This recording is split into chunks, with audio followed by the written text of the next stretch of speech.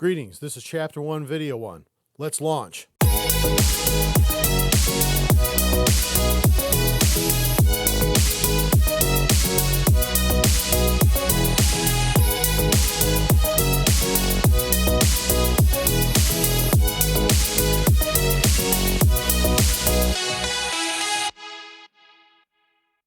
So today, what we're going to do is we're going to talk about, in our learning objectives for this video, we're going to have an introduction, and then of course we're going to demonstrate how taxes influence basic investment, personal and business decisions, and political decisions. That's going to be very important, and we're going to talk about all that stuff in greater detail. So first of all, I want to welcome you to the first video and to the first lesson. A couple things that I'm going to do is that, when I started putting this class together, I decided there were a couple things I wanted to add to this, and then some stuff changes, and I've decided to go with this format. I've gone ahead and I've broken out my personal introduction video, so if you want to learn a little bit more about me, you can go watch that video and you can take a look at it. Some people have a very big interest to know who the professor is. Some people are like, yeah, I don't really care. Whatever. You can go do that. You can see my personal video introduction, and you can see who I am and what I bring to the class. And if you have any questions, feel free to reach out to me. Also, please go ahead and see the syllabus Blackboard video. Now, this one I would actually highly recommend that you take a look at, because we're going to go over some of the things that we're going to talk about in the syllabus, and then we're going to also talk about some things that are important in Blackboard, your expectations, and how best to perform in the class. Next, also, please see the video on the midterms and how we're going to prepare for the midterms. One of the biggest challenges that we've had with the setup of this class is that when I was looking at it, there's a lot of things that I bring to the class that that are difficult to bring sort of to an online environment. One of those is going to be the midterm review. Do we do the midterm review on online live? Well, that's great and wonderful, but if you're one of those people who kind of sign up for the online class because you wanted to be able to, participate and do this at your own pace, that doesn't really lend itself very well. So what's going to happen is that I'm going to shoot actually 3 videos, one for each midterm. We're going to talk about the review for the actual tests themselves. And I'll kind of go into what the tests are and how they're going to be set up. Finally, something that I want to kind of talk about here is the core values of this class. And now look, I understand that George Mason has its own core values. They have their various things that they're doing, but I'm going to ask you guys to step up to a next level. And here's part of the reason why. If you looked at my intro video, you'll notice that I'm actually doing a doctorate degree where I'm actually learning, doing my dissertation on sense making and ethical decision making. What happens is that overall in the accounting industry, I tend to believe that a vast majority of us are very ethical individuals. We're hardworking people. We're going to succeed, and we're going to do great things. And I think that's because of the nature of our program. It's not easy to graduate from an accounting program and do very well in it. It's also very difficult to do very well on the CPA exam. And then it's also very difficult to do some of the type of work that we have to do, because you kind of have to have your brain trained for it. And it takes years and years of experience and preparation to get there. And by the time you get to the point where you're actually making a lot of these important decisions, you've already gone through so much that we've kind of weeded out the people who don't belong. I don't want you to be one of those people who doesn't belong, but I'm going to tell you something. You got to bring to me, and you got to bring to this industry, the integrity, the values, and the important stuff in order to be able to make good decisions. And so that's something you have to do. You're going to be taking classes on ethics, and we're going to talk a little bit about ethics in this class, but more importantly is, if you don't have that original desire and intent to do ethical things in your daily life, I can't really give that to you. You have to bring it in yourself. And so we're going to talk about some of that various type stuff as we get a little bit long, but I want to get back to these core value things. So I started looking at some examples of good core values, and I kind of settled down on the Air Force. I'm Navy, so you're probably wondering why didn't the guy choose the Navy core values? Well, honor, courage, and commitment. Yeah, but I think that the Air Force core values, and when we go over them, you'll see why it kind of lends itself more towards business. Not that the Navy core values don't lend itself towards business, but I think it requires a little bit more explanation. And I just wanted to kind of get something that we can hit onto and then constantly talk about. So number one, integrity first. You have to have the integrity. You have to have the desire to do the right things. When you're taking a look at certain things and you're trying to make a decision about something, you're getting a lot of pressure to not do the right thing. You need to be able to look at yourself in the mirror, and you got to go to bed that night and you got to be able to say, I did the right decision. And there's nothing I could have done any differently. Okay. So that's up to you, and you have to hold that. There's also something we talked about when I was in the Navy is always do the right thing even when no one's looking. If you think no one's looking and you're doing the wrong things because you're like, oh, I'm not going to get caught, that's not integrity, folks. That's sneakery. And quite frankly, that doesn't belong in our industry. If you don't have that integrity, if you don't have that desire to do good things and great things, I'm going to make a recommendation to you. Get out. You don't belong.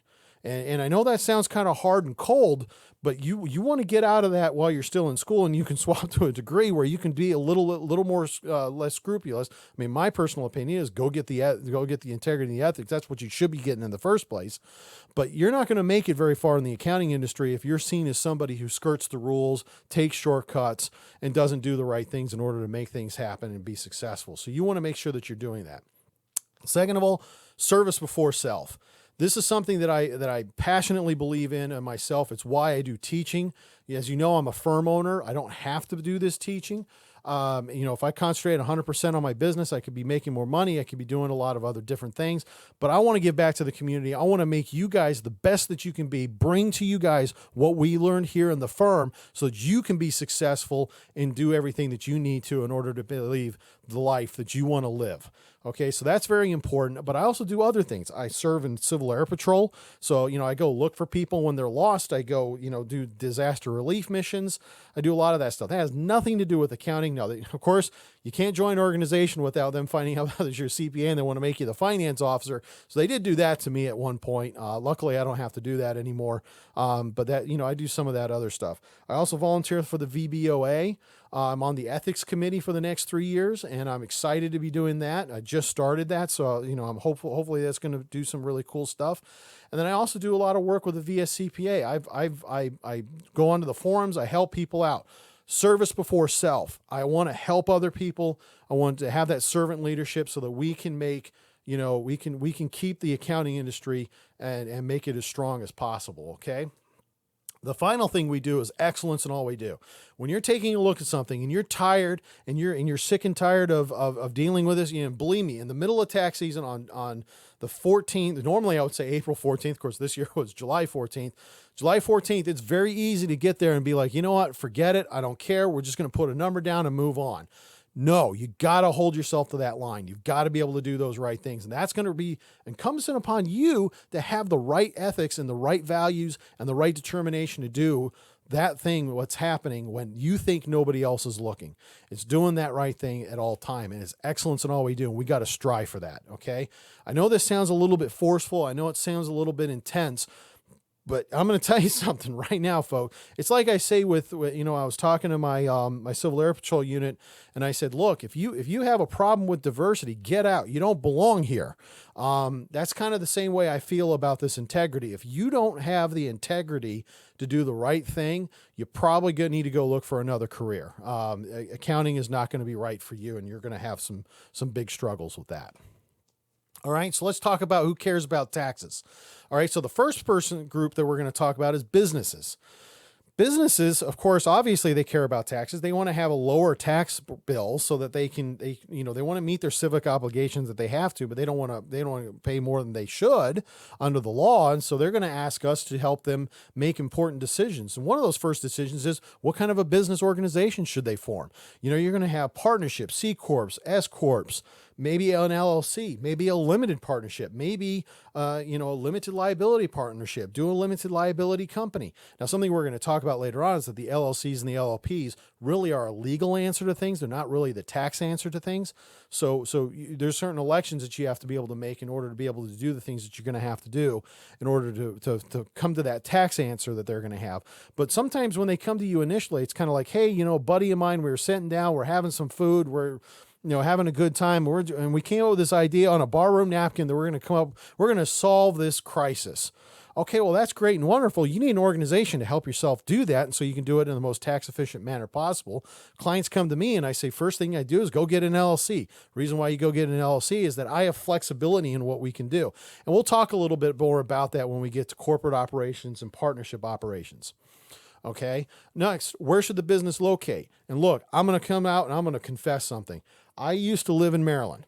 One of the reasons why I moved from Maryland to Virginia is because I knew I was going to start my own business at some point, and I didn't want to pay Maryland taxes. Okay, because it is, in my personal opinion, again, this is my opinion, not GMU's opinion, not the state of Virginia's opinion, nobody else's opinion but mine. Or maybe it is somebody else's opinion. I don't know, but I'm not speaking for them. I felt that Maryland was not tax friendly to my business. And as a result of which, I wanted to be here in the state of Virginia, or in the Commonwealth of Virginia, as I should probably say.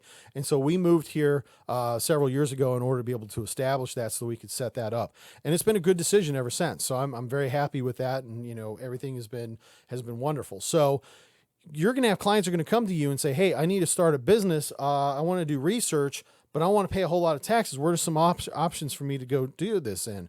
You might recommend to them, go to the state of Texas. You might recommend to them, go to Florida, go to some of these other places. Or if you're worried about, business friendly regulations, maybe go to Delaware. There's going to be some other options that you're going to have to do. Now, obviously, a lot of those are going to be legal answers, but you're also going to have the tax answer. And that's something that you need to understand. When we have these problems that our clients are going through, one of the things that we have to ask ourselves is, I can give you the tax answer because that's my swim lane. I don't swim in the financial lane. I don't swim in the audit lane. I don't swim in the legal lane. That's somebody else who swims in that lane. But I will give you that tax answer, and it's important for me to deliver that tax answer to the client so that they can make the best decisions that's possible out there, okay? Another one, how should business acquisitions be structured? When I was at American University, I actually took a corporations class. It's a really long corporations class. I'm kind of trying to measure this up to the window so I can get this so it goes big. About 1/3 of my class was acquisitions and mergers. And so when we talk about that, and according to the teacher, and of course I don't work in acquisitions and mergers, I know enough about it to be dangerous. But one of the things that my professor told me was, we're only scratching the surface here, folks. You want to go do this, you're going to have to go do, be successful. You're going to have to go do this as a full-time business. And when I was at KPMG, my next door neighbor was actually in the mergers and acquisitions department. I used to overhear his conversations all the time, understood what he was talking about, but he, of course he was at a much higher level than I was.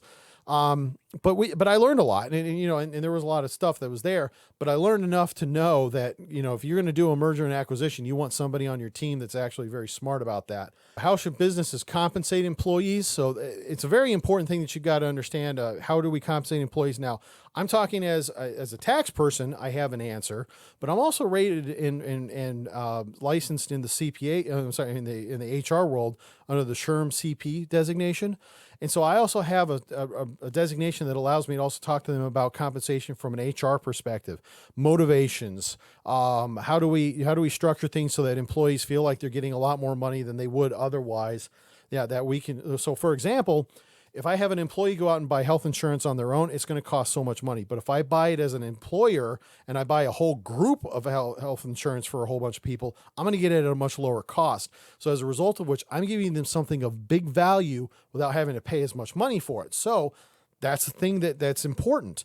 But there's also tax consequences to that. Now with health insurance, I give it to the employee. It's a tax-free thing that I give them as compensation. I still get the deduction on it, but that's because the law specifically allows it. And we'll talk about that when we get to business operations and how that all kind of works out. So those are some important considerations that end up having to happen as a result of that. What's the appropriate mix of debt to equity for the business? Something that, and I'm going to hold off on this one because this is actually, I think it's much more of a financial answer than it is much of a tax. There's tax implications all throughout this though.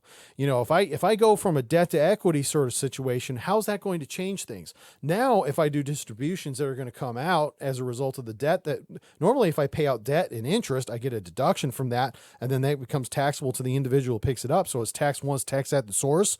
But if I do an equity type thing, thing. Now I'm going to have a distribution that gets taxed at the corporation level and at the individual level. Therefore, double taxation.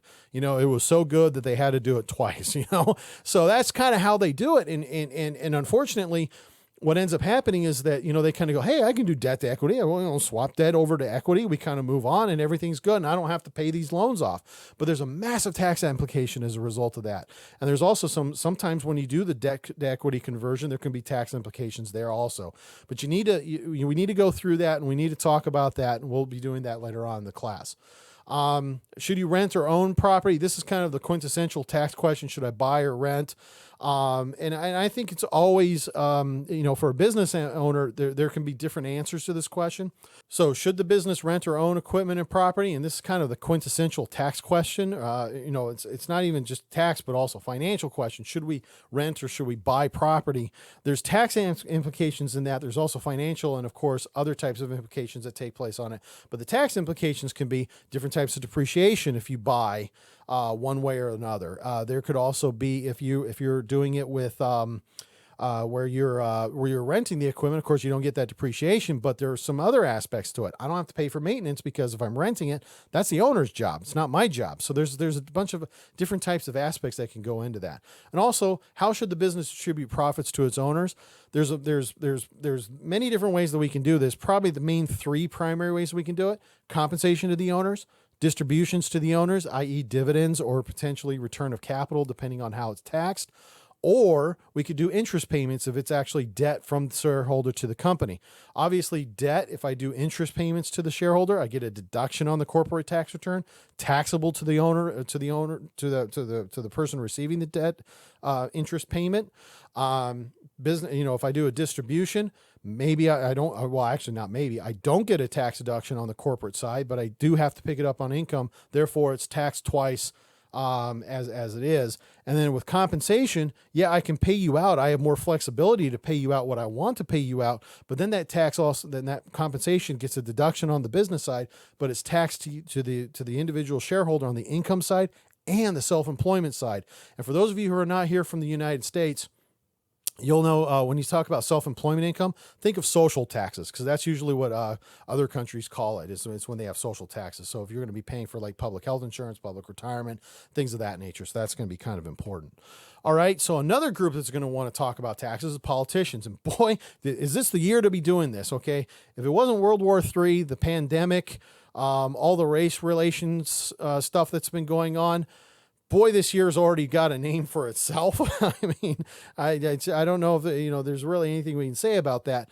But most important of all is that we have a presidential election coming up here. Now, if you're not from the United States, I'll give you a brief overview. We have a presidential election. We also have the congressional elections that are going to be coming up. Now, the way congressional elections work up is that 435 seats are going to be up for re-election. All 435 seats are going to be up for re-election.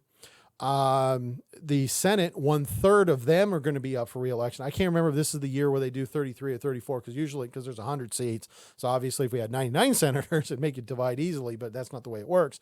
So we have, so 1/3 is going to be up for re-election, this year. And then, but here's the other thing. You've got state elections, you've got local elections, everything from, president all the way down to dog catcher is going to be up. And so what happens is that there's going to be a lot of things that are going to be coming up. Everyone's going to have an opinion on taxes. And so the politicians are going to come out and they're going to try and sell you on their tax plan. Now, we see I'm going to tell you something. I've been following politics now for most of my life.